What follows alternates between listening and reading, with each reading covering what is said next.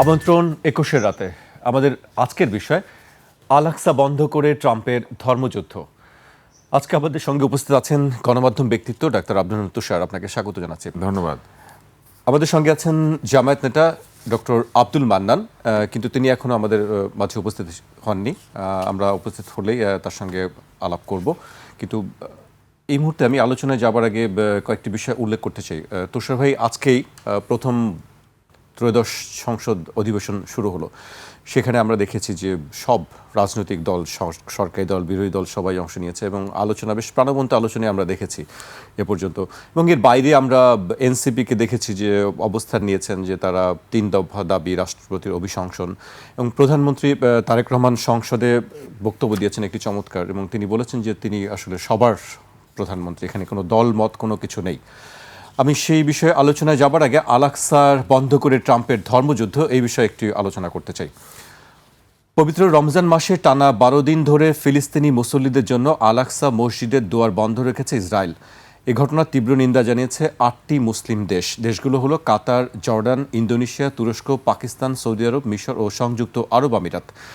বিবৃতিতে ইসরায়েলের প্রতি ফিলিস্তিনিদের জন্য পবিত্র আল-আকসা মসজিদের দরজা বন্ধ রাখার নীতি থেকে সরে আসার আহ্বান জানিয়েছেন এ ৮ মুসলিম দেশের পররাষ্ট্রমন্ত্রীরা।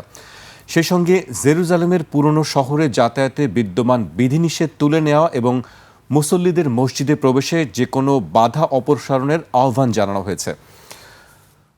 তুষার ভাই, এই ঘটনাগুলো, আল-আকসাকে কেন্দ্র করে যে সংঘাত, এটি বহু কাল ধরে চলছে এবং কিছুদিন পরপরই দেখা যায় যে জেরুজালেমে অবরুদ্ধ করে দেওয়া হয়, প্যালেস্টাইনিদেরকে সেখানে ঢুকতে পর্যন্ত দেওয়া হয় না, মসজিদে নামাজ আদায় করবে সেই অবস্থাও রাখা হয় না, এবং আমরা যথারীতি বিবৃতিগুলো দেখি, তারপরে আবার যাতাই। এই যে অবস্থাটা, এই অবস্থাটার জন্য আসলে আমার মনে হয় যে মুসলিম বিশ্বই দায়ী। কি কারণে? জেরুজালেম পুরোটা দখল করে নেওয়ার যে প্রক্রিয়াটা, এইটাতে আসলে এক ধরনের, আমি বলবো যে জর্ডানের দায় আছে, লেবানন যুদ্ধের দায় আছে, জর্ডান, মিশর, এদের দায় আছে। ফলে আজকে যে এরকম একটা অবস্থা তৈরি হচ্ছে, এই অবস্থাটা দীর্ঘদিনের একটা রাজনৈতিক প্রক্রিয়ার ফলাফল। আল-আকসা মসজিদ যেখানে, সেটা আবার টেম্পল মাউন্ট, ওই একই জায়গাতে, এবং ওইখানে আবার ইহুদিদের একটা পবিত্র দেয়াল আছে যেটাকে তারা ওয়েলিং ওয়াল বলে, ওটাকে ধরে তারা কাঁদে, ওটার মধ্যে আবার চিঠি গুজে দেয়, মানে প্রার্থনা গুজে দেয়, এরকম ব্যাপার স্যাপার আছে। মানে ইহুদি আর মুসলিম, ওইটা আসলে 3টি ধর্মের কাছেই গুরুত্বপূর্ণ একটি স্থান, ওই টেম্পল মাউন্ট এবং আল-আকসা মস্ক। এর কারণ হচ্ছে এব্রাহামিক যে ফেইথ, অর্থাৎ ইব্রাহিম আলাইহিসসালামের যে প্রচারিত ধর্ম এবং তার যে বংশধরদের মধ্যে প্রচারিত ধর্ম, সেই 3টা ধর্ম হচ্ছে একটা ইহুদি ধর্ম, একটা ক্রিশ্চিয়ানিটি, আর একটা হচ্ছে ইসলাম, প্রধান 3টি ধর্ম। তো এই যে 3টি ধর্মের মানুষের কাছে ওই জায়গাটা খুবই গুরুত্বপূর্ণ। ফলে এটা আসলে একটা আন্তর্জাতিক আইন দ্বারা পরিচালিত হওয়া উচিত ছিল, যেমন জাতিসংঘ, যেমন ভ্যাটিকান। কিন্তু কেউ তো মানছে না, আইন তো আছে, যেমন ভ্যাটিকান, তাই না? ভ্যাটিকানে আপনি কিন্তু জানেন যে এটা একদম রোমের মাঝখানে, কিন্তু ভ্যাটিকান একটা আলাদা রাষ্ট্র, ভ্যাটিকানের উপর রোমের কর্তৃত্ব নাই। আপনি ভ্যাটিকানে যেতে পারবেন, ভ্যাটিকানে ঢুকতে আপনাকে কেউ বাধা দিবে না, এরকম ব্যাপার আছে। তো আমার মনে হয় যে আজকে যে অবস্থাটা তৈরি হয়েছে, এই অবস্থাটা তৈরি হওয়ার পেছনে আমাদের এই যে মুসলিম উম্মার দায় স্বীকার করতে হবে। কারণ যারা নিন্দা করেছেন, এরা নিন্দা করে শেষ করেন, এদের আর কোনো পদক্ষেপ না। এরা একটু পরে তেল কেনার অনুমতি চাইবেন ট্রাম্পের কাছে। ফলে এদের আসলে বলার কিছু নেই। এরা তেল বেচার অনুমতি চাইবেন এবং তেল কেনার অনুমতি চাইবেন। এদের আসলে স্বাধীন কোনো মত। আমরা চাইলাম অনুমতি তেল কেনার। আপনি দেশগুলোর নাম বলেন, একটা একটা করে বলেন, আমি দেখেন একটা একটা করে বলে যাই। 8টি দেশ বলেন। আমরা জানি, কাতার, জর্ডান, ইন্দোনেশিয়া, তুরস্ক, পাকিস্তান, সৌদি আরব, মিশর। কাতার কি? কাতার একটা আমির শাসিত স্টেট, এবং সেইখানে আপনি জানেন যে তার সাথে আমেরিকার কত ভালো সম্পর্ক। মাঝে মাঝে আল জাজিরার উপর একটা মিসাইল মারে, কিন্তু আবার আল জাজিরা ভুলে যায় কিছুদিন পরে। এটা হচ্ছে কাতারের সাথে তাদের সম্পর্ক। এরপরে দেখেন আরব আমিরাত, আপনারা জানেন আরব আমিরাত কি করছে। তারপরে আসেন সৌদি আরব, সৌদি আরব কি করে এটাও আমরা জানি। তারপরে বলেন, এই সবই তো আমরা জানি, এই তারপরে তারা যা পাকিস্তান, করে সেই তারপরে বিষয়গুলো আমরা পাকিস্তান, জানি। পাকিস্তানের কথা আছে, না বলাই ভালো। তারপরে তুরস্ক, ইন্দোনেশিয়া, সৌদি তুরস্ক, আরব, ইন্দোনেশিয়া, মিশর, হ্যাঁ তুরস্ক আমাদের রোহিঙ্গাদের নিয়ে যত তাদের দুঃখ দুর্দশা, প্যালেস্টাইনদের নিয়ে অত আলাক্সা নিয়ে তাদের কোনো কথা না, তো সেরকম আছে, মানে এর চাইতে বেশি ওরা আমাদের রোহিঙ্গাদের নিয়ে ব্যস্ত। মেসুত ওজিল এখানে ঘোরাফেরা করে তুরস্কের লোকজনকে সাথে নিয়ে, এবং আপনি নিশ্চয়ই দেখেছেন, তাই না? তারপরে বলেন, এরকম আরো অনেক মানে দেশ এইসব আছে, নাম বলে এটার নাম আসলে বলে আসলে এগুলো হলো কোনো আমাদের লাভ নেই। এখানে আপনি দেখবেন যে কিন্তু আমাদের সবচেয়ে বড় বিষয়টি আমি যে রোজার মাসে ওরা প্রতি বছরই এই কাজগুলো করে, যে মুসলিম হিসেবে আমার আবেগ এটি সম্পূর্ণভাবে, বন্ধ করে রাখা, কিন্তু মুসলিম মানবিক- হিসেবে আমার আবেগ সম্পূর্ণভাবে এটার বিরুদ্ধে। আল-আকসা মসজিদ আমাদের ধর্মের পবিত্র স্থান, এবং সেখানে কোনো মসজিদে নামাজ পড়তে বাধা দেওয়ার কোনো অধিকার আন্তর্জাতিক কারো আইনের থাকা উচিত সুস্পষ্ট না, এবং লঙ্ঘন আন্তর্জাতিক সেটি বলা আইনের মাধ্যমে এই জায়গাটাকে প্রোটেক্ট করা উচিত ছিল। কিন্তু আপনি দেখেন পরিস্থিতিটা আজকে এমন একটি জায়গায় নিয়ে যাওয়া হয়েছে যেখানে তারা ওই জায়গাটাতে বন্ধ করে দেওয়ার পরে এই নিন্দা জানানো ছাড়া তাদের আর কোনো কাজকর্ম নাই। এদের অবস্থাটা হচ্ছে, আমাদের বাংলাদেশে কিছু আপনি দেখবেন যে বিবৃতিজীবী বুদ্ধিজীবী আছেন, কিছু হইলে 101 জন, 209 জন, 414 জন, 312 জন, এরকম সংখ্যাটা সাইন করে। এরা হচ্ছে আন্তর্জাতিক ওই বুদ্ধিজীবী সমাজ। এরা নিন্দা করবে, তারপরে হয়ে গেল। জি, তুষার ভাই, আপনার কাছে আমি আবারও আসবো। বা আমাদের মাঝে ডক্টর আব্দুল মান্নান উপস্থিত হয়েছেন, আপনাকে স্বাগত জানাচ্ছি। আমরা আলোচনা করছিলাম আজকে, আমাদের আলোচনার বিষয়ে আল-আকসা বন্ধ করে ট্রাম্পের ধর্মযুদ্ধ। আমরা গত 12 দিন ধরে দেখছি যে আল-আকসা পুরো এক ধরনের নিষেধাজ্ঞা দেওয়া হয়েছে, যে সেখানে প্যালেস্টাইনি যারা মুসলিম আছেন তারা ঢুকতে পারবেন না। সেটি নিয়ে মূলত 8টি ইসলামিক যারা রাষ্ট্র আছেন তারা বিবৃতি দিয়েছেন এবং তারা এটি সমালোচনা করছেন। আপনি কিভাবে দেখেন আসলে এই বিবৃতির মধ্যেই এগুলো শেষ থাকবে, নাকি আসলে কোনো পদক্ষেপ নেওয়া উচিত? দেখেন, এটা খুবই একটা গুরুত্বপূর্ণ এবং স্পর্শকাতর, আমাদের বিশ্বাসের সাথে জড়িত একটি বিষয়, এবং মুসলমানদের প্রথম কেবলা আল-আকসা। এরপরে কিন্তু এই কেবলা পরিবর্তন হয়ে কাবা কেবলা হয়েছে। এখানে অসংখ্য নবীদের আগমন হয়েছে এই জায়গায়। এটা সেই মসজিদ যেখানে আমাদের নবী মুহাম্মদ সাল্লাল্লাহু আলাইহি ওয়াসাল্লাম এখান থেকে মেরাজে গিয়েছিলেন, এবং সকল নবীদের উপস্থিতিতে তিনি ইমামতি করে নামাজ আদায় করে এখান থেকে কিন্তু আল্লাহর সাথে সাক্ষাতের জন্য গিয়েছিলেন। জি, তো এই যে জায়গাটা আমাদের জন্য গুরুত্বপূর্ণ, কিন্তু দুর্ভাগ্যজনক বিষয় হচ্ছে যে ভাই একটু আগে যেটা বলতেছিলেন, আমি ভাইয়ের সাথে একমত, যে আমাদের এই গালফ কান্ট্রি, আরব কান্ট্রিগুলো মূলত বিবৃতি কিংবা কিছু নিন্দা, এটার মাধ্যম দিয়ে তারা মানে এগুলোকে শেষ করেন। শক্ত কোনো কিন্তু অবস্থান নেই। শক্ত অবস্থান নাই। কোথায় শক্ত অবস্থান আছে? যদি আজকে আপনি মানে খুব ক্লিয়ারলি, আমরা বাংলাদেশ এখান থেকে হয়তোবা আমরা মিছিল করতে পারবো, মিটিং করতে পারবো, দোয়া করতে পারবো, অনেক ধরনের প্রতিবাদ করতে পারবো, কিন্তু যাদের ভূমি থেকে এটার প্রতিবাদ করার সুযোগ আছে, যারা এখানে সরাসরি ইনভলভ হতে পারে, আপনি সৌদি আরব থেকে শুরু করে নিয়ে সমস্ত মিডল ইস্টের কান্ট্রিগুলো কিন্তু ইসরায়েলের সাথে ওয়েল কানেক্টেড ইন্টারনালি। এক্সটার্নালি তারা এগুলোকে এতটা প্রকাশ করে না। আর সেখানে রাজতন্ত্র থাকার কারণে জনগণ কোনটা পছন্দ করে আর করে না, সরকারের কোন সিদ্ধান্তর সাথে জনগণ একমত আর কোনটার সাথে একমত না, এটা বোঝার কোনো সুযোগ সেখানে নেই। সেখানে কিন্তু 10 জন মানুষ একত্রিত হয়ে নামাজের পরেও একত্রিত হয়ে আলাপ আলোচনা করতে পারে না। এবং খুব মজার ব্যাপার হচ্ছে, দেখেন বিগত কয়েকটা সময়ে কাবা শরীফে, মদিনাতে বিভিন্ন সময় এটা হয়েছে। আমি 2011-তেও হজে গিয়েছি। পৃথিবীর বিভিন্ন স্কলাররা এখানে আসেন, আসার পরে নামাজের পরে বিভিন্ন জায়গায় তারা কিন্তু স্পিচ দেন। আপনি চাইলে কিন্তু সেই স্পিচগুলো শুনতে পারেন, এবং হাজার হাজার মানুষ, শত শত মানুষ কিন্তু এই স্পিচগুলো শুনতো আগে, কিন্তু এখন কিন্তু এটার সুযোগ নেই। এবং সেটা যদি করতেই হয়, সেখানে আলাদাভাবে আবার আবেদন করতে হয়, এবং কারা থাকবেন, কিভাবে থাকবেন, কি উদ্দেশ্য, আশয়, বিষয় সব কিছু মানে একটা আলাদা করে করতে হয়। তাহলে ওইখানে কিন্তু একটা কন্ট্রোলিং অবস্থা আছে। এই যখন হচ্ছে মধ্যপ্রাচ্যের আমাদের যারা দেশ এবং নেতৃবৃন্দের অবস্থান, এবং প্রায় অধিকাংশ দেশেই আমেরিকার ঘাঁটি আছে, তো সেই জায়গা থেকে তারা আমেরিকা এবং ইসরায়েলকে কোনো কিছু বলবে, এবং সেটা স্ট্রংলি বলবে, এটা তখনই সম্ভব যখন তারা আল আকসার পক্ষে এবং আপনার ফিলিস্তিনি জনগণের পক্ষে এবং তাদের বিজয়কে, তাদের স্বাধীনতাকে যখন তারা প্রায়োরিটি লিস্টে নিয়ে আসতে পারবে, তার আগ পর্যন্ত পুরো উম্মার সাথে একটা সমান্তরালে কিছু কথাবার্তা বলে তারা একটা মানে প্রলেপ দেওয়ার চেষ্টা করে যে হ্যাঁ আমরা আছি, কিন্তু আসলে আদতে তারা এরকম কোনো সহযোগিতা এখান থেকে করতে পারে তাহলে না। তো এটি এক ধরনের মানে বলছি এক ভেতরে আর এক না, মুনাফিকি যেটা বলা হয় মুনাফিকি বলতে চাই না, কিন্তু আমরা আন্তরিকতার অভাব দেখি এখানে, তাদের সদিচ্ছার অভাব দেখি। পৃথিবী বা দুনিয়ার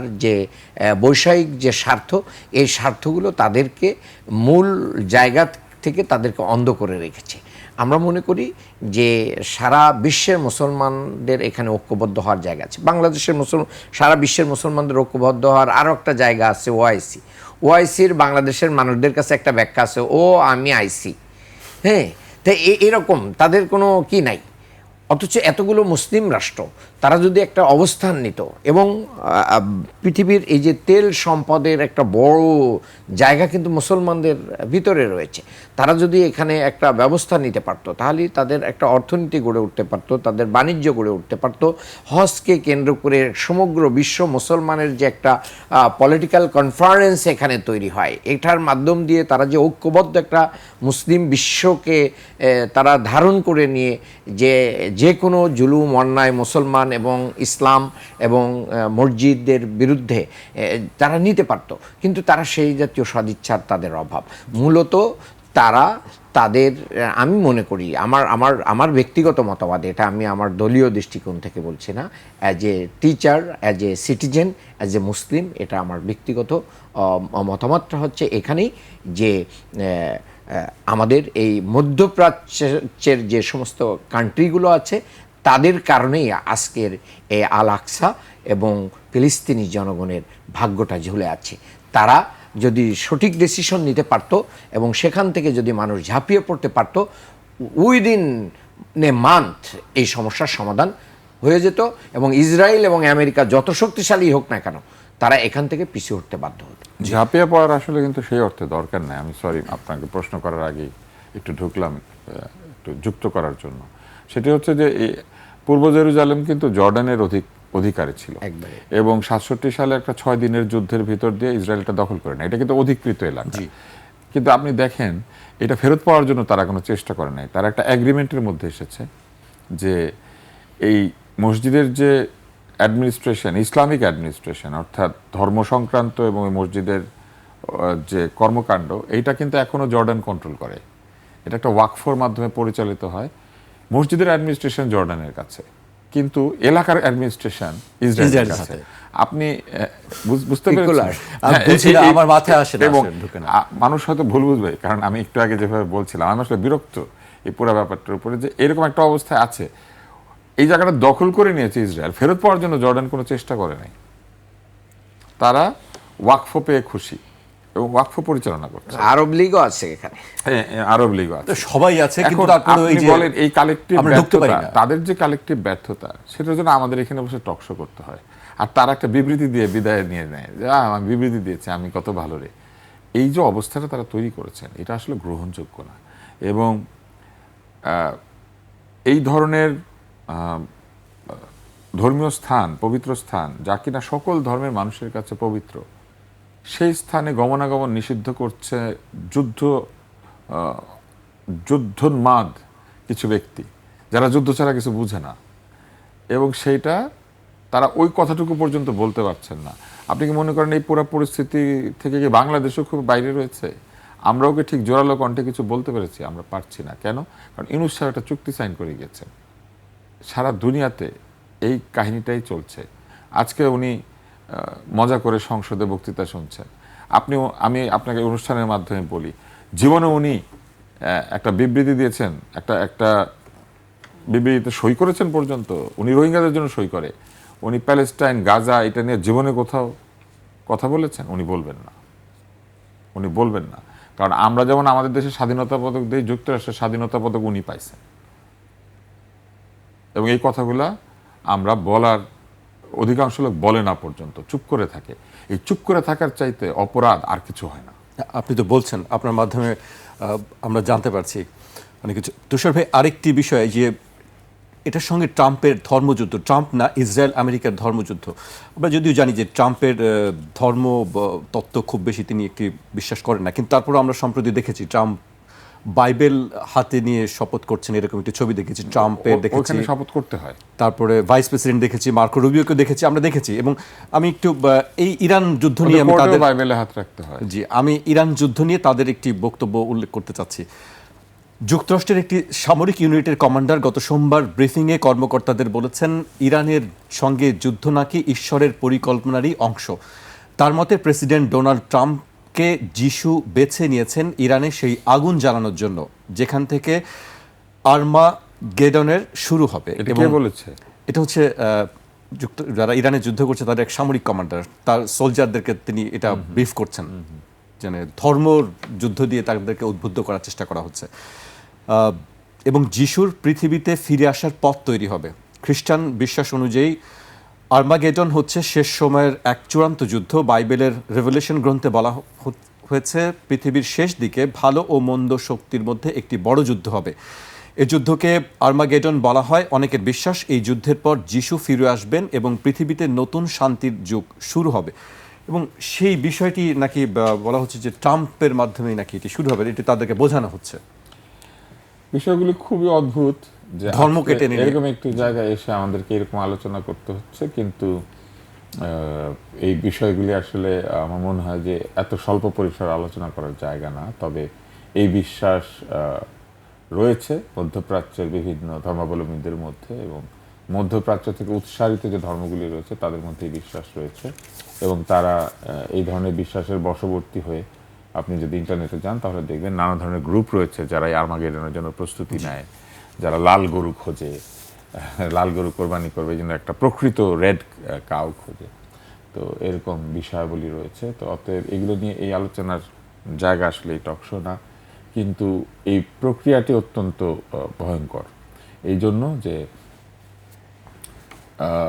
ধ্বংস, হত্যা, মানুষের উপর নির্যাতন, সব ধরনের কুকর্মকে যদি আপনি মনে করেন যে এক ধরনের আইনি চেহারা দিতে হয়, এটা খুব কঠিন। কিন্তু ধর্মযুদ্ধের চেহারা দিয়ে ফেলতে পারলে এটা করা সহজ হয়ে যায়। কারণ মনে করেন যে আমি এখানে যত অপরাধ করছি, আমি আসলে এটা করছি কার জন্য, তাই না? কোনো ঐশী কারণে করছি। তো এই যে এরকম একটা অবস্থায় চলে গেলে পৃথিবী যেটা ঘটবে, আপনি এইখানে অসংখ্য অপরাধ তখন মানুষ করতে পারবে এই কথা বলে যে এটা আমি করছি আসলে পরকালের জন্য। মানে যেটি বলছেন যে তিনি ওই যে সে যিশুর, হ্যাঁ, কিন্তু আমাদের ধর্মে পরিষ্কারভাবে বলা হয়েছে যে হত্যার শাস্তি দিতে হবে। হত্যার জন্য কিন্তু এমনকি কি করতে হবে সেটাও বলা আছে। হত্যার বিপরীতে মৃত্যুদণ্ড, অথবা যদি আত্মীয় স্বজন ক্ষমাপূর্বক পণ আদায় করে, এটা কিন্তু বলা আছে, ক্ষতিপূরণ দিতে হবে। এছাড়া এবং অন্যায় হত্যা করা যাবে না, এবং হত্যা কিন্তু আসলে প্রকৃত অর্থে অপরাধ, এটা পরিষ্কারভাবে বলা আছে। কিন্তু ওই যে বললাম যে যারা এই ধরনের যুদ্ধোন্মাদ, তারা এর পেছনে যুক্তিসুর দাঁড় করায় আপনার, এবং এইটা হচ্ছে এই আর্মাগেডন হচ্ছে এক ধরনের জিহাদ। তারা তাদের ধর্মের জন্য এই শব্দটাকে ব্যবহার করে, এবং এটা হচ্ছে একটা ফাইনাল কনফ্লিক্ট, এই ধরনের একটা ধারণা রয়েছে। তো এই ধারণাগুলি আমরা এইখানে আলাপ না করি, কারণ এই আলাপ করা সমীচীন হবে না। কিন্তু এই প্রবণতাটা অত্যন্ত খারাপ। এই একই কথা কালকে যদি মান্নান সাহেব বলতেন তাহলে তাকে বলে দিত যে সে জঙ্গি। জি, কিন্তু এই একই কথা তারা বলছে, কিন্তু তারা ঢঙ্গি। আমি এ পর্যায়ে বিরতিতে যেতে হচ্ছে আমাকে। বিরতির পর আবার আমি আসছি আলোচনায়। একটা বিরতি নিচ্ছি, ফিরছি এখনই।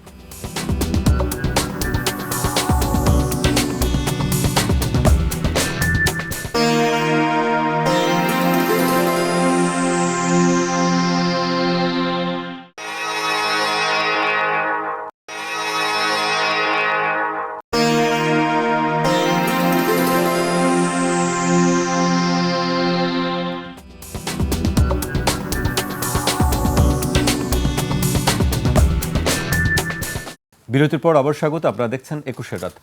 আমাদের সঙ্গে আছেন গণমাধ্যম ব্যক্তিত্ব ডাক্তার আব্দুল তুষার এবং জামায়াত নেতা ডক্টর আব্দুল মান্নান। এবার আমি ডক্টর আব্দুল মান্নানের কাছে আসতে চাই। ধর্মযুদ্ধের একটি রূপ দেওয়ার চেষ্টা করছেন, যেটি আমি দেখলাম একজন মার্কিন কমান্ডার তার সোলজারদেরকে ব্রিফ করছেন, যেটি ধর্মযুদ্ধের, এবং এখান থেকেই চূড়ান্ত কিছু অপেক্ষা করছে। এই ধর্মটাকে টেনে আনা কেন? দেখেন, এটা একটা ভবিষ্যৎবাণীকে কেন্দ্র করেই মূলত সেটা কি এখনই শুরু হয়ে যাবে? মানে এটা ওনারা হয়তো অনেক আলামত দেখে ওনারা বলতে পারেন, এটা যে কেউ বলতে পারে। আল্লাহ রসুল সাল্লাল্লাহু আলাইহি ওয়াসাল্লাম যখন কোনো ভবিষ্যৎবাণী করেছেন, সাহাবা ইকরাম মনে করতেন এটা মনে হয় এই যে আর কয়েকদিন পরেই হবে, কিন্তু সেখান থেকে 1400 বছর হয়ে গেছে। আমরাও যখন শুনি তখন মনে হয় আর মনে হয় বেশি বাকি নেই, কিয়ামত খুব অত্যাসন্ন, এটাই তো মনে হয়েছে। তো এই জায়গা থেকে যে কেউ এরকম প্রেডিকশন করতেই পারে। তবে আমি মনে করি যে তারা যেটা বলতে চেয়েছে সেই যুদ্ধই যদি হয়, তাহলে সেই যুদ্ধের ফাইনালি যেটা হবে, সেখানে সিরিয়ার দামেশকে ঈসা আলাইহিস সালাম অবতরণ করবেন, ফেরেশতাদের ডানায় ভর করে উনি আসবেন, আল্লাহ তাআলা তাকে নামিয়ে দিবেন। সেখান থেকে কিন্তু যুদ্ধ শুরু হবে। এখানে দাজ্জালকে হত্যা করা হবে। কিন্তু এখন দাজ্জাল কে বা কারা, তা এই শক্তিটা হচ্ছে ইসরায়েলের সাথে কিন্তু সম্পৃক্ত, দাজ্জালের যে শক্তিটা থাকবে। তাহলে এদের বিরুদ্ধে, অর্থাৎ ইসরায়েলিদের বিরুদ্ধে কিন্তু ঈসা আলাইহিস সালামের যুদ্ধ হবে, এটা কিন্তু আপনাকে বুঝতে হবে। এবং পৃথিবীর সমস্ত গাছপালা পাথর পর্যন্ত ইহুদি কোথায় লুকিয়ে আছে, পালিয়ে আছে, এটাকে চিনাই দেবে, এবং যেখানে পাবে সেখানে ইহুদিদেরকে হত্যা করবে। সেই যুদ্ধ হবে এবং সেখানে ইসরায়েল কিন্তু ধ্বংস হয়ে যাবে। এটা ফাইনালি ফিলিস্তিনিরা মানে উইন করবে। এবং ঈসা আলাইহিস সালাম মূলত আসবেন তো কাবাতে, এখানে আসার পরে সেখান থেকেই তো এখানে নিরাপদ নগরী আবার তিনি এই পুরো পৃথিবীতে সমস্ত জায়গাতে তিনি আল্লাহর যে বিধান এটা প্রতিষ্ঠিত করবেন এবং খেলাফত কায়েম হবে। এটার মাধ্যম দিয়ে নতুন করে এই পৃথিবীতে আর মানে অন্যায় অবিচার এগুলো আর থাকবে না। সেখান থেকে একটা নবযাত্রা শুরু হবে। কিন্তু সেটা কবে হবে? সেটা কি এই ইরান ইসরায়েল আমেরিকার যুদ্ধের মাধ্যম দিয়েই শুরু হচ্ছে? এ কথা মানে সুনির্দিষ্ট করে বলার কোনো সুযোগ কারোর হাতেই নেই। তবে আমি মনে করি যে এই আল-আকসা, এই ফিলিস্তিন এবং এই হামাস সহ বিভিন্ন মুসলমানদের উপরে এরকম গণহত্যা এটা নতুন না, এর আগেও বহুবার হয়েছে। এখন মনে হচ্ছে যে এই যুদ্ধে আমেরিকা এবং ইসরায়েল বেশ কিছু লস করে ফেলেছে ইতিমধ্যে।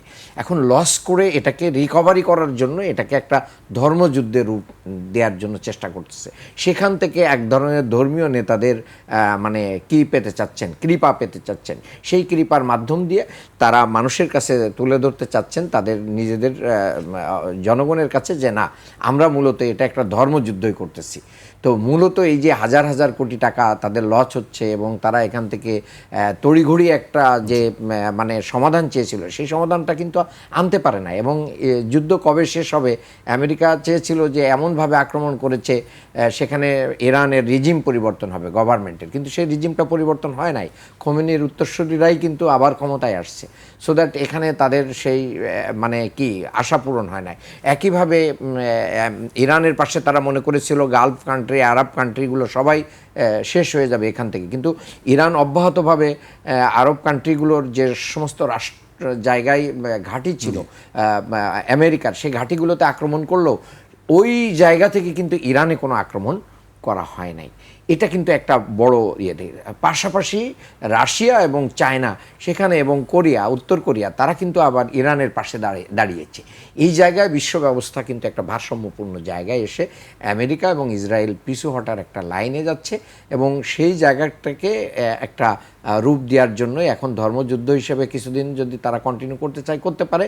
আর ফাইনালি যদি সেই যুদ্ধে হয়, সেই যুদ্ধে আমি মনে করি সেই যুদ্ধ যখন আসবে, সেই যুদ্ধে মুসলমান যারা ইমানদার তারা অবশ্যই এই ইহুদিদের বিপক্ষে থাকবে, এটা নিশ্চিত করেই বলে দেওয়া যায়। জি, আমি আপনার কাছে আবার আসবো। কয়েকটি বিষয় আমরা দেখছি গণমাধ্যমে, যেটি মার্কিন গোয়েন্দা প্রতিবেদন যেটি বেরোচ্ছে, সেখানে বলা হচ্ছে যে ইরানের নেতৃত্ব টিকে গেছে, সেটি ভেঙে পড়ার কোনো তারা দেখছেন না, মানে ভেঙে পড়ার কোনো সম্ভাবনা দেখছেন না। আরেকটি বিষয় হচ্ছে যে গত 6 দিনেই যুক্তরাষ্ট্রের যে খরচটি সেটি তুলে ধরেছে তারা বলছে যে 11 বিলিয়ন। ইতিহাস তো আমরা পড়ি না, আর ইতিহাসে যা কিছু আমাদেরকে পড়ানো হয় এটা আসলে এক ধরনের ক্যাপসুলের মতো, অর্থাৎ ইতিহাস বাদ দিয়ে আপনি ইতিহাসের বটিকা বানিয়ে গিলিয়ে দেওয়া হয়। যদি সত্যিকার অর্থে আমাদের ছেলেমেয়েরা ইতিহাস পড়তো তাহলে জানতো যে ইরান কিন্তু অধিকার করা খুব কঠিন একটা বিষয়। ইতিহাসে কখনোই ইরানকে কেউ অধিকার করতে পারে নাই। ইরানকে যুদ্ধে পরাস্ত করতে পেরেছে, কিন্তু অধিকার করে থাকতে পারে নাই। একই রকম অবস্থা আফগানিস্তানের। আফগানিস্তান কখনো অধিকৃত হয় নাই। এর একটা অনেক কারণ রয়েছে। একটা হচ্ছে মানে জিওগ্রাফিক্যাল কারণ, ভৌগোলিক কারণ। আরেকটা হচ্ছে ওই অঞ্চলের জনগণের স্বভাব। তারা তাদের ভেতরে যতই অন্তর্কোন্দল যাই থাকুক না কেন, বহিঃশক্তির আক্রমণের সময় তারা একত্রিত হয়ে যায়। যে কারণে আপনি দেখেন এই আফগানিস্তানে রাশিয়ানরা ঢুকেছিল, থাকতে পারে না, আমেরিকানরা ঢুকেছিল, থাকতে পারে না। তো এদের বাদ দিলে আর কে আছে পৃথিবীতে? নাই কিন্তু ঢুকে থাকার জন্য। ঠিক একইভাবে ইরান কিন্তু আলেকজান্ডারও যুদ্ধে পরাস্ত করেছিলেন ইরানের শাসককে, কিন্তু আলেকজান্ডার ইরান অধিকার করে থাকেন নাই, কারণ উনি জানতেন যে এখানে থাকা যাবে না। উনি মিশরের দিকে গিয়েছেন এবং সেইখানে উনি আলেকজান্দ্রিয়া তৈরি করেছেন। উনি কিন্তু ইরান এত হাজার বছরের সভ্যতা, এবং গ্রিকদের সাথে কিন্তু ইরানের মানে শুরু, এই যুদ্ধের শুরু গ্রিকদের সাথে ইরানের শুরু হতো। এবং আপনি দেখবেন দুইটা বড় বড় খুব নাম করা ছবি আছে, যার মধ্যে একটা হচ্ছে 300। এটা কিন্তু ইরানের সাথে এই গ্রিকদের লড়াইয়ের উপরে এক ধরনের মিথোলজিক্যাল ব্যাখ্যা। কিন্তু এই যুদ্ধ কিন্তু হয়েছে, এবং গ্রিকদের সাথে ইরানিদের লড়াই, তারপরে কত আগের এই হাজার হাজার বছর ধরে। কিন্তু এই সংঘাতে কখনোই ইরান অধিকার করে রাখা যায় নাই। ফলে ইরানের সঙ্গে এই ধরনের যুদ্ধে যাওয়াটা আসলে আমি মনে করি যে একটা অবিমৃষ্যকারী কাজ হয়েছে। এটা তারা করেছে আসলে মূলত তেল সম্পদ এবং অন্যান্য কারণে। এটা কিন্তু আসলে কোনো ন্যায়নীতি প্রতিষ্ঠার জন্য না, যে কারণে ইরানের রেজিম যে তারা চেঞ্জ করে দেবে ভেবেছিল, এটা হয় নাই আর কি। আরেকটা বড় কারণ হচ্ছে ইরানে নোবেল বিজয়ী নাই। ইরানে নোবেল বিজয়ী থাকলে একজন আছে শিরিন এবাদি, হ্যাঁ, কিন্তু উনি এরকম না আর কি, অন্যান্য দেশের নোবেল বিজয়ীদের মতো না। ফলে ইরান আসলে খুব সহজে পদানত করে রাখার মতো উপায় নেই। তো এই কারণে আমি মনে করি যে তারা এটা ঠিক বলেছে, ইরানে আসলে এটা ব্যাকফায়ার করেছে। কিন্তু অন্য যে জায়গায় আমরা ক্ষতিগ্রস্ত হয়েছি, এই জায়গাটা মনে রাখতে হবে যে এই যুদ্ধ কিন্তু সারা পৃথিবীকে ক্ষতিগ্রস্ত করেছে। প্রথমত এই যুদ্ধে যে আক্রমণ, পাল্টা আক্রমণ, এর মধ্যে দিয়ে মুসলিম বিশ্বের যে অনৈক্য, সেটা খুবই নগ্নভাবে প্রকাশিত হয়েছে।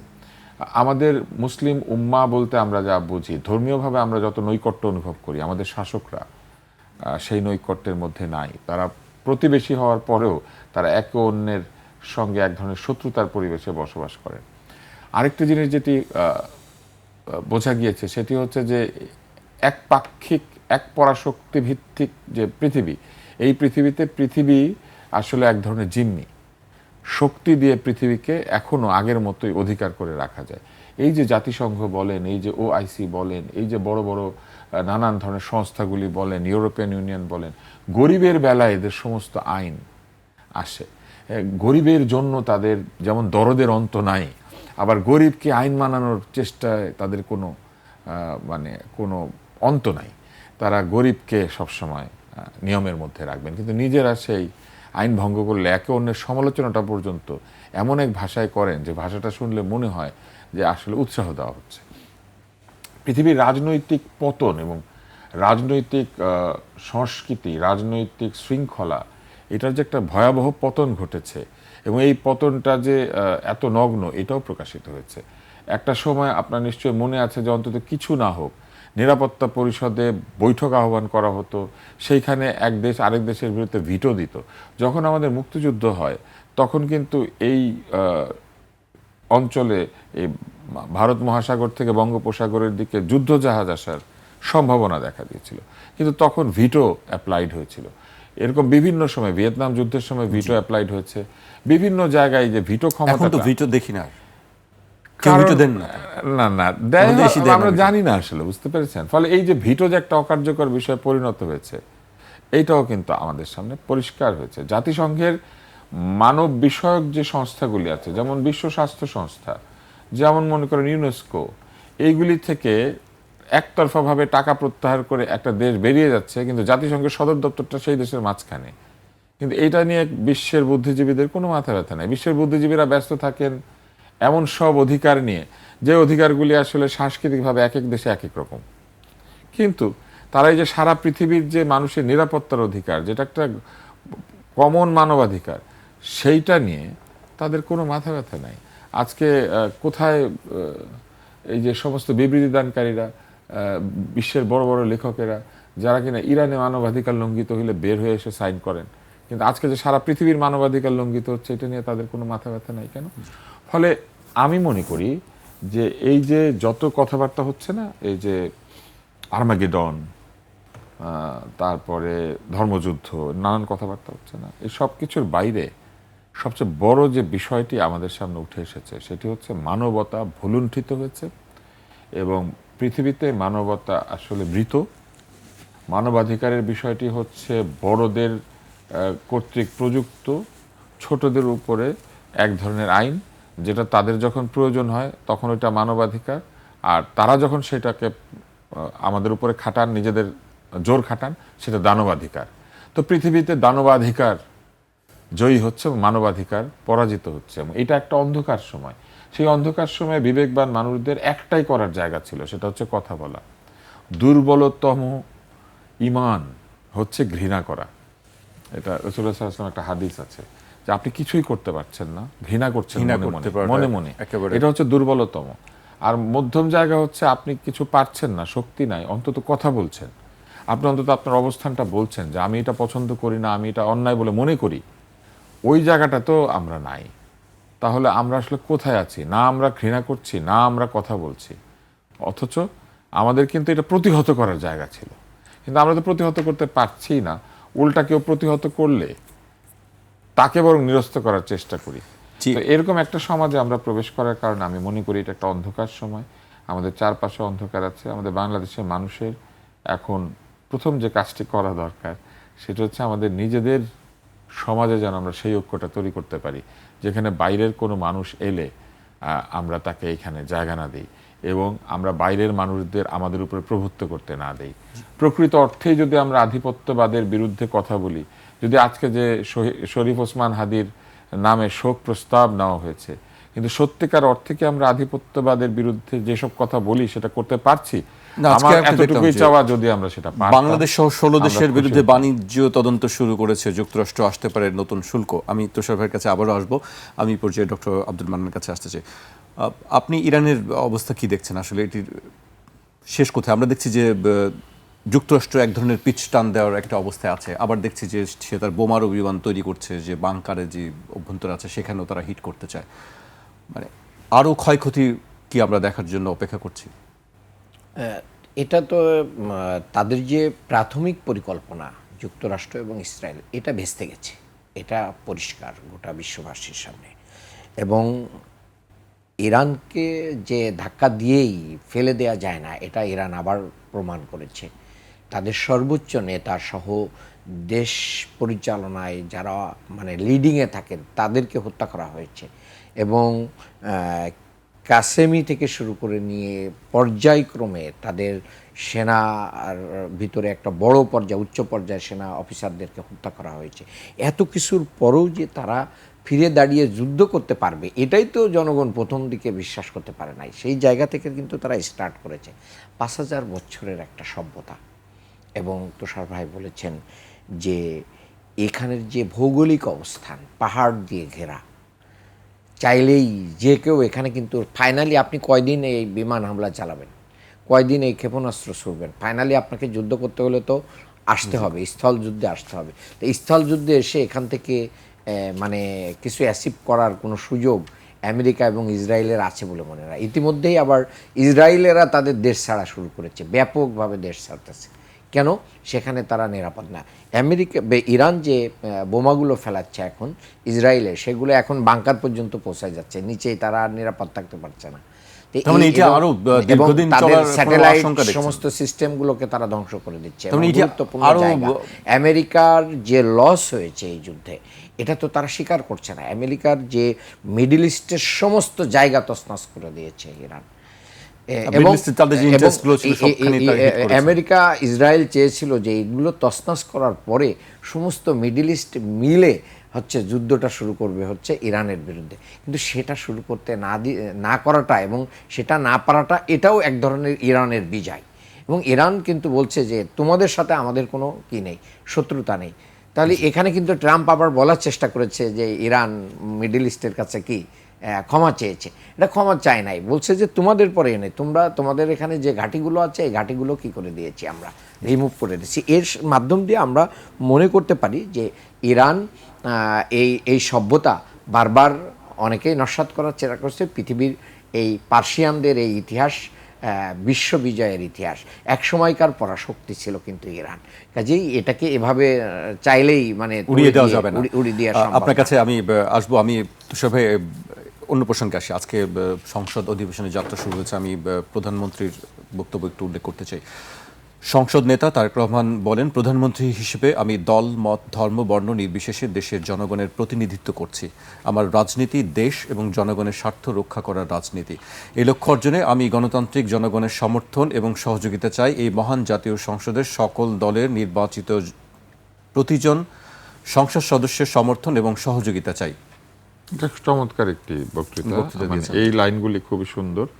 আমার মনে আছে আমি একবার তারুণ্যের সমাবেশে আমন্ত্রণ পেয়েছিলাম, সেখানে আমি এই কথাটাই আশাবাদটা ব্যক্ত করেছিলাম যে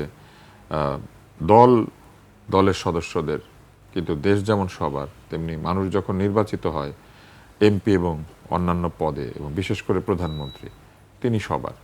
তো এই কথার যে আমি একটা প্রতিফলন আমি লক্ষ্য করেছি আজকে এই বক্তৃতায়। ফলে আমার তো ব্যক্তিগতভাবে ভালো লেগেছে যে আমাদের আশার একটা অংশ বক্তৃতার মধ্যে এসেছে। তবে এই কথা কতটুকু আমরা পাবো কাজের ক্ষেত্রে, এটা তাকে আগামী 5 বছর তার কাজের মাধ্যমে আমাদেরকে মনে করিয়ে দিতে হবে প্রতিদিন যে তিনি সবার। কিন্তু আমি বলি, আজকে বহু মানুষকে ওখানে ডাকা হয়েছে, তারা সংসদের অধিবেশন দেখতে গিয়েছেন। যে তালিকাটা করা হয়েছে, এটা কি সবাইকে কথায় মনে রেখে করা হয়েছে? করা হয় নাই। আমি এখানে দাঁড়িয়ে বলছি, সবার কথা মনে রেখে তালিকাটা করা হয় নাই। ওইখানে দলের লোকজনের প্রাধান্য আছে, দল যাদেরকে সার্টিফাই করেছে তারা ওখানে যেতে পেরেছেন। ঠিক একইভাবে আজকে দলমত নির্বিশেষে সমস্ত সংসদ সদস্য যারা ইন্তেকাল করেছেন তাদের ব্যাপারে শোক প্রস্তাব নেওয়া হয়েছে। এই সংসদ চলাকালীন আওয়ামী লীগের যারা সংসদ সদস্য ছিলেন তারা যদি মারা যান, এই সংসদ কি তাদের জন্য শোক প্রস্তাব নিবে? এইটা আমার জানার খুব ইচ্ছা। এই সব ক্ষেত্রে যদি আমরা দেখি যে না, এই সংসদ আসলেই সেই রীতি বজায় রেখে চলছে যে সংসদ সবার, সংসদ সদস্যরা সম্মানের উপযুক্ত, এবং তারপরে যারা মৃত্যুবরণ করছেন তাদের সবার বেলাতেই শোক পালনের বিষয় থাকবে, তাহলে আমার মনে হয় যে আমরা ভবিষ্যতে এরকম দেখতে পাবো। তবে দলীয়করণের সংস্কৃতি থেকে এখনো পর্যন্ত বাংলাদেশ বের হয়ে আসতে পারে নাই, এবং বের হয়ে আসতে যে পারে নাই, নতুন নিয়োগগুলি দেখলে আমরা সেটা বুঝতে পারছি। ফলে দলীয়করণের জায়গা থেকে যতক্ষণ পর্যন্ত দল বের হয়ে আসতে না পারবে, মাননীয় প্রধানমন্ত্রী যতই সবার হয়ে যান না কেন, সরকার সবার হবে না। জি, তো সবাই আমি শেষ করব ডক্টর আব্দুল মান্নানকে দিয়ে। বিরোধী দলের জায়গা থেকে আপনি কিভাবে দেখছেন, বা আপনাদের প্রত্যাশাটা কি? দেখেন, অনেক চড়াই উতরার ভিতর দিয়েই কিন্তু বাংলাদেশ এই জায়গায় এসেছে, এবং এই জায়গায় আসার জন্য কিন্তু আজকে শুরুতেই কিন্তু একটা বড় ধরনের সংকট সামনে রেখেই কিন্তু সংসদ বসেছে। সেটা কি, যে দেখেন, সংসদ শুরু করার জন্য কোনো ব্যক্তি নির্ধারিত ছিল না। সংসদে বসে প্রধানমন্ত্রী সংসদের সদস্যদের কাছে একজন সভাপতি চেয়েছেন, এবং প্রস্তাব করার পরেই কিন্তু ডক্টর মোশাররফ হোসেনকে প্রস্তাব করা হয়, এবং এটা বিরোধী দলও এটাকে সমর্থন করেছে। এই জায়গাটা কিন্তু অনেক ইউনিক হয়েছে। এরপরে আমি বলবো যে এখানে স্পিকার, ডেপুটি স্পিকার নির্বাচন হয়েছে, এবং নির্বাচিত হওয়ার পর তাদের শপথ হয়েছে। সেখানে স্পিকার, ডেপুটি স্পিকার তারা দলীয় পদ থেকে পদত্যাগও করেছেন, তারা যেহেতু শপথ গ্রহণ করেছেন। এই জায়গাটাও আমার কাছে ভালো লেগেছে। তবে এই সংসদ যে শোক প্রস্তাবটা কিছুটা একপেশে ছিল, সেই শোক প্রস্তাবটা সবাইকে অ্যাকোমোডেট করা হয় নাই। পরবর্তীতে বিরোধী দলের পক্ষ থেকে শোক প্রস্তাবে আরও নাম অ্যাড করা হয়েছে। সেই নামের ভিতরে উসমান হাদি ফেলানি থেকে শুরু করে নিয়ে শহীদ মৌলানা মতিউর রহমান নিজামী, আলী হাসান মোহাম্মদ মুজাহিদ, মৌলানা দিলওয়ার হোসেন সাইদি সহ সবাইকে ইনক্লুড করা হয়েছে। আর আমি মনে করি এই সংসদটা বাংলাদেশের ইতিহাসে একটা নতুন যুগান্তকারী সংসদ, যেই সংসদে প্রধানমন্ত্রী এবং বিরোধী দলীয় দুইজনই হচ্ছে নবাগত সংসদ সদস্য, এবং ফাঁসির মঞ্চ থেকে এসে সংসদ সদস্য হয়েছেন 2 জন, তার ভিতরে এটিএম আজহারুল ইসলাম এবং সাবেক স্বরাষ্ট্রমন্ত্রী লুৎফুজ্জামান বাবর। আয়নাঘর থেকে এসে জীবন পেয়ে সংসদ সদস্য হয়েছেন ব্যারিস্টার আরমান। লন্ডন থেকে নির্বাসিত জীবনযাপন অনেকটাই দীর্ঘদিনের ইয়ে থেকে এসে তারেক রহমান সাহেব, তিনি বাংলাদেশের সংসদ সদস্য এবং প্রধানমন্ত্রী হয়েছেন। শিলংয়ে দীর্ঘদিন যিনি গুম থেকে বাংলাদেশে সালাউদ্দিন সাহেব এসেছেন। এই সংসদ যাদের কারণে মানে এই সংসদটা আজকে প্রাণবন্ত হয়েছে, সেই সমস্ত শহীদদেরকে আমরা আজকে গভীর শ্রদ্ধার সাথে স্মরণ করতে চাই।